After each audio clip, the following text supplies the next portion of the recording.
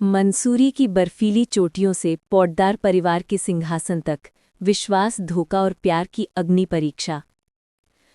अभीरा और मायरा मंसूरी की बर्फीली मनमोहक पहाड़ियों में घूम रही थी जब गीतांजलि के मन का अंधेरा उसके चेहरे पर दिखा। उसने अचानक पीछे से आकर अरमान को पाने की भीषण नफरत और जुनून से भरकर दोनों को गहरी खाई में धकेल दिया। हवा में एक भीषण चीख गूंजी, लेकिन भाग्य ने एक बार फिर अभीरा और मायरा का साथ दिया।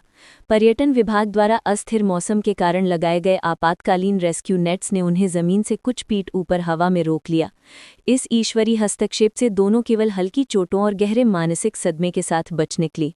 जैसे ही वे मुश्किल से ऊपर आई, मायरा ने कांपते हुए हाथ से अरमान को कॉल किया। उसने तेजी से पूरी घटना बतानी शुरू की, लेकिन इससे पहले कि वो खत्म कर पाती, गीतांजलि ने चालाकी से फोन छीन लिया और नकली घबराहट के साथ चिल्लाई, अरमान, ये दोनों फिसल गईं। मैं अपनी जान जोखिम में डालकर इन्हें बचाने की कोशिश कर रही थी, लेकिन ये सदमे में है और मुझ पर ही इल्जाम लगा रही हैं। ये सुनकर अरमान गहरे भ्रम और सदमे में डूब गया। तुरंत अपनी कार लेकर मंसूरी भागा।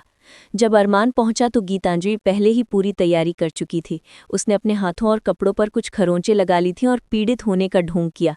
उसने अरमान से कहा कि उसने बहादुरी से दोनों को बचाया, लेकिन अभीरा और मायरा सदमे के कारण उस पर झूठा इल्जाम लगा रही हैं। अरमान अभीरा के पिछले अतीत के गहरे मानसिक आघात पीटीएसडी को जानता था, इसलिए कुछ पल के लिए वो गीतांजलि की बात पर डगमगा गया, जिससे अभीरा को गहरा दुख हुआ।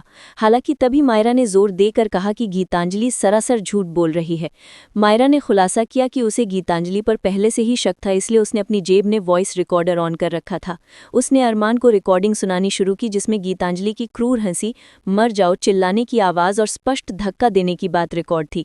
सबूत मिलते ही अरमान का भ्रम टूटा और उसका गुस्सा आसमान पर चढ़ गया। वो तुरंत गीतांजलि को वापस पौटदार हवेली लेकर आया और पूरे परिवार के सामने उसकी असलियत का पर्दाफाश किया। क्रोध से भरा हुआ अरमान बिना कोई देर किए गीतांजलि को उसके धोखे और जानलेवा इरादों के लिए फटकारा और सबको बताया कि ये महिला उनके परिवार के लिए खतरा है। उसने सबके सामने उसे तलाक के कागजात सौंपे, उसके साथ अपने सारे रिश्ते हमेशा के लिए खत्म कर दिए और परिवार के सदस्यों से उसे तुरंत घर से निकालने को कहा। अपमानित और पराजित महसूस करती हुई गीतांजलि घर छोड़ने से पहले एक अंतिम और विनाशकारी वार करना चाहती थी।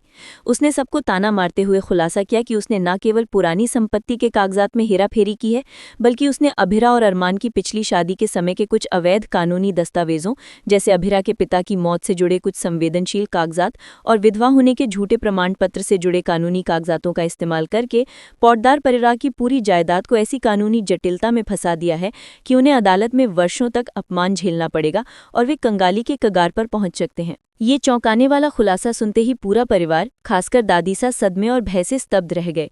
गीतांजलि ने जाते जाते धमकी दी कि वो ये सब सार्वजनिक कर देगी। इस संकट के बीच अरमान ने सबसे पहले अपने परिवार को संभाला।